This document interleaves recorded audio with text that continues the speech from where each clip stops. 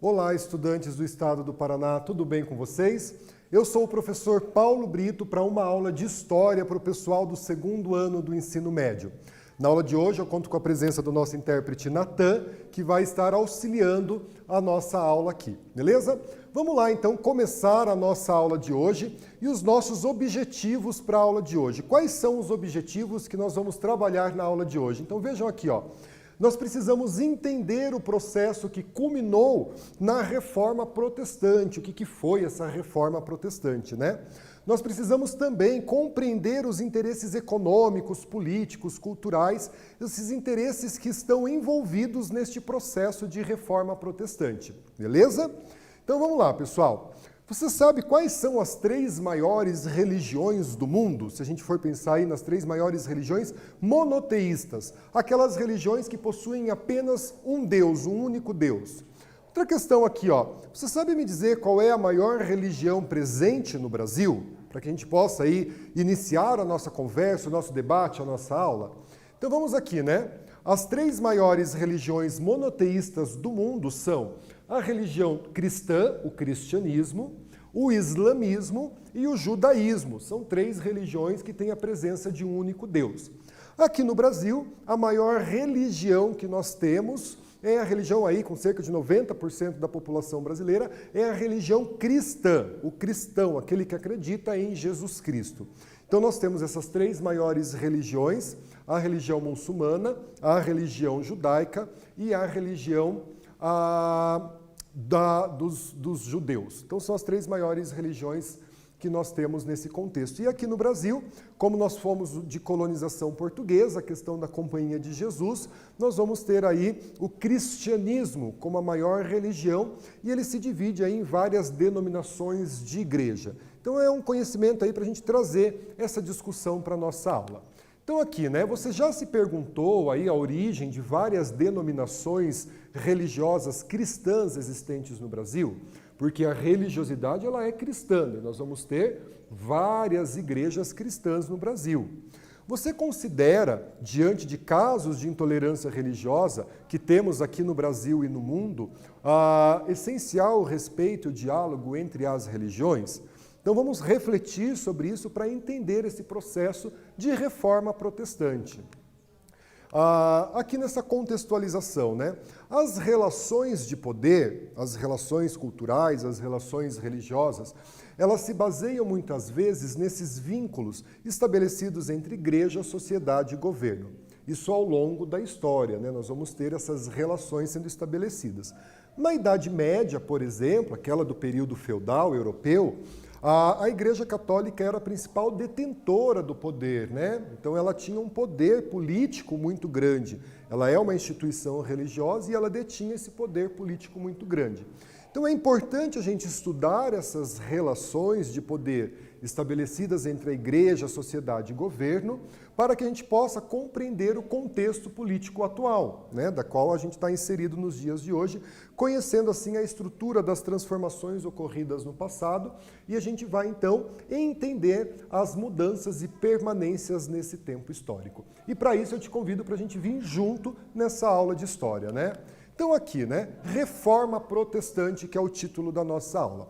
Uma reforma para a história é diferente de uma revolução. A revolução, ela altera as estruturas econômicas, sociais, né? Ela refaz novamente.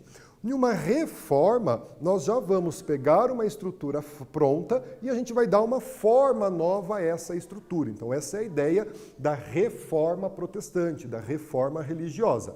Ninguém vai deixar de ser cristão na reforma protestante, mas nós vamos entender a cristandade a partir de uma outra forma. Então essa é a ideia da reforma protestante. Então as questões econômicas, né? A Igreja Católica, aí até o século XIV, XV, início do século XVI, ela condenava as atividades comerciais que geravam lucro da burguesia. Tanto que o lucro, havia uma palavra para a igreja que ela usava, que era a usura. Então a usura era condenada pela Igreja Católica. O comércio, a busca por lucro e a usura, como eu disse aqui para vocês, eles eram interpretados como um pecado, né? Não podia, então, você ter esse comércio, essa busca pelo lucro, esse enriquecimento. Nesse contexto, a Igreja Católica, ela via a ascensão da burguesia com o poder econômico como uma ameaça às suas relações de poder estabelecidas até então. Questões culturais, o humanismo e a utilização da razão, o racionalismo, duas características comuns no Renascimento, influencia nos questionamentos da Igreja. Então, até o Renascimento, nós tínhamos aí as respostas metafísicas para os fenômenos da natureza, né? Então, se acontecia, por exemplo, a peste negra, foi um castigo de Deus. Quando o Renascimento traz essa questão do racionalismo, a gente começa a questionar essas considerações metafísicas com o uso da ciência. Então a peste negra ela não vai ser entendida como um castigo de Deus, mas ela vai ser entendida, por exemplo, como algo, né, uma doença, né, que era transmitida pela pulga do rato e assolou aí a Europa durante a Idade Média. Beleza? Venda de indulgência. A Igreja Católica tinha algumas práticas religiosas naquela época que passou a incomodar algumas pessoas que vão então fazer a reforma religiosa. Quais eram essas práticas? Uma delas é a venda de indulgência. Indulgência é a venda do perdão. Então a Igreja Católica comercializava, vendia o perdão para as pessoas, né? Inicialmente, as indulgências eram em forma de penitência. As pessoas iam se confessar, né? Confessavam-se com os padres, como é uma das questões da Igreja Católica, elas recebiam, então, uma penitência, né? Tinha que rezar, fazer um jejum e assim ela conseguia o seu perdão. Depois passou com a prestação de serviços e, posteriormente, vendida comercialmente essa indulgência, né? No século XIV, a venda de indulgências ela foi oficializada, se tornou algo oficial da Igreja Católica. Os fiéis compravam as indulgências e recebiam o perdão dos seus pecados. A Igreja Católica tinha a simonia, que era o comércio de relíquias sagradas na época, então ela vendia essas relíquias sagradas, né? Tinha uma hierarquia eclesiástica muito rígida, né? Enfim, eram os dogmas da Igreja Católica na época, apregoados pela Igreja Católica. A gente sabe que a Igreja Católica era a religião dominante na Europa e vem aqui para o Brasil também, né? O que acontece? O ano é de 1517. Quase aí, né, mais de 500 anos atrás. O Lutero, Martinho Lutero, ele é um monge da Igreja Católica. Sendo ele um monge da Igreja Católica, ele sabia o latim, porque a Bíblia era escrita em latim e somente os membros da Igreja Católica tinham acesso à Bíblia. O Lutero, então, passa a estudar, passa a ler a Bíblia, porque ele tinha esse acesso, e na interpretação de Lutero, alguns dogmas da Igreja Católica estavam em desacordo com o que estava na Bíblia. Então, Lutero ele formula suas 95 teses, onde, por exemplo, ele critica a venda de indulgências. Lutero vai entender que a fé salva, que você não precisava comprar uma indulgência. Então ele escreve as suas 95 teses e ele fixa na porta da Catedral de Wittenberg, na Alemanha, suas teses. Essa atitude de Lutero ela pode ser interpretada como uma afronta à Igreja Católica, mas não era uma afronta, era uma prática comum na época que a porta da Igreja Católica fosse utilizada para colocar avisos, né, vendas, comércios, como muito parecido com os dias de hoje.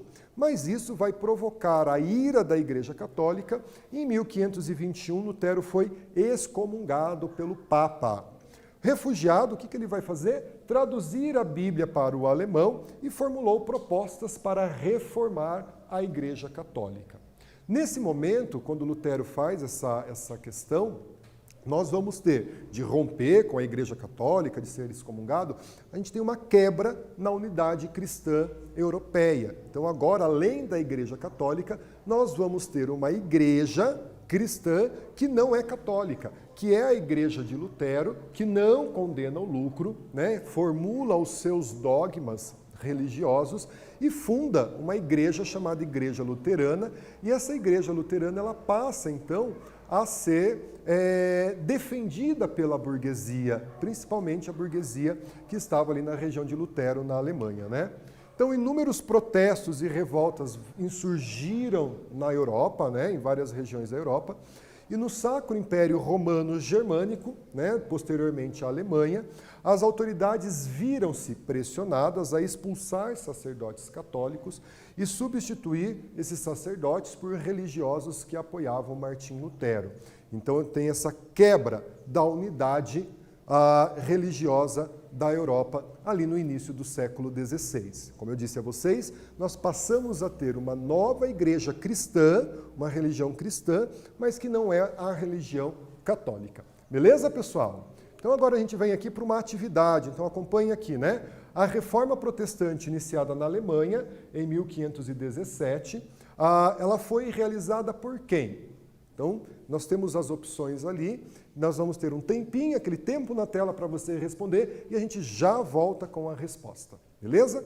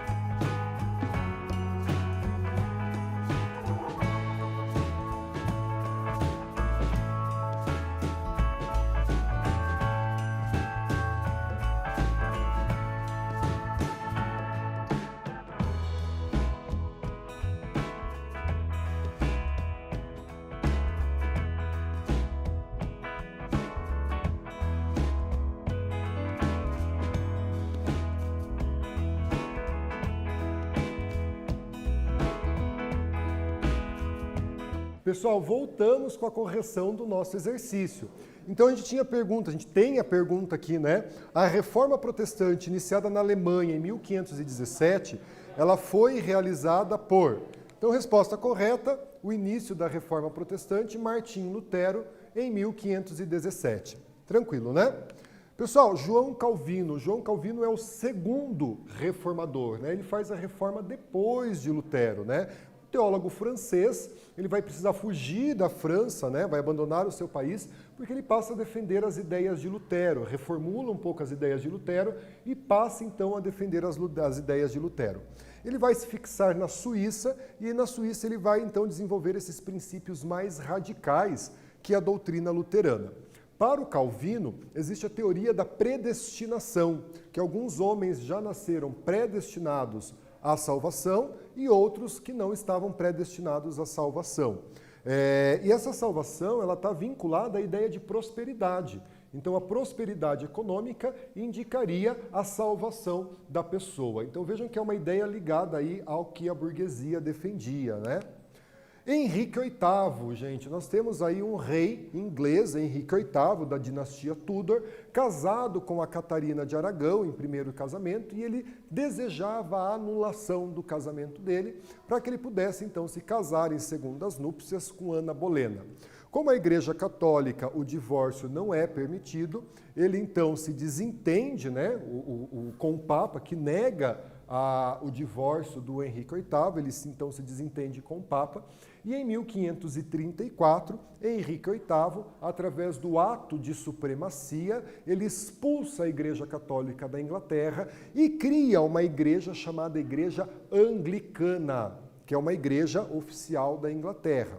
A Igreja Anglicana, ela é muito parecida nos dogmas com a da Igreja Católica, então tem a hierarquia, tem o culto aos santos, tem, né, a questão da salvação, porém o chefe da Igreja Anglicana, até os dias de hoje, é o rei ou a rainha da Inglaterra. Então ele acumula aí essa dupla função de ser, além de chefe político, é também o chefe religioso. Então, atualmente, a rainha Elizabeth da Inglaterra, ela é chefe política da Inglaterra e ela também é chefe da Igreja Anglicana, a religião aí mais presente na Inglaterra e em outras regiões que foram colonizadas pela Inglaterra. Então percebam aí que a partir de 1517 até na década de 1530, a unidade cristã católica ela foi quebrada, né? Então nós tínhamos aí uma homogeneidade do cristianismo dentro da Europa e de repente a gente passa a ter a Igreja Luterana, principalmente ali no Sacro Império Germânico. Nós vamos ter aí as ideias do Calvino, né? Começa na Suíça. Parte dos calvinistas vão para a Inglaterra e posteriormente para os Estados Unidos, com essa ideia vinculada de que a salvação está atrelada ao progresso econômico, então isso tem uma influência com relação à colonização dos Estados Unidos. E na Inglaterra, a Igreja Anglicana, né? O Henrique VIII expulsa a Igreja Católica, confisca os bens da Igreja e cria uma nova religião. Daí a gente chega nessa atividade, nós vamos fazer juntos as atividades, por meio de qual ato Henrique VIII, em 1534, criou a Igreja Anglicana. Temos as alternativas, aquele tempo na tela, a gente pensa juntos e a gente vem com a resposta, beleza? Estou esperando vocês.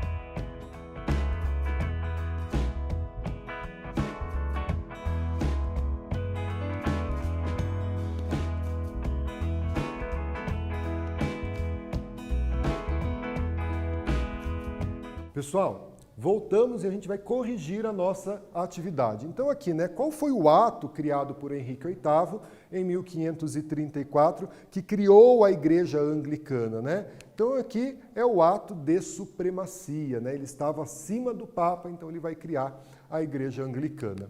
Pessoal, a Igreja Católica viu todo esse processo, né, de fragmentação da sua religiosidade, do seu poder, das relações de poder estabelecidas, como a gente viu no início da aula, e ela vai ficar inerte a isso ou ela vai tomar alguma atitude, será?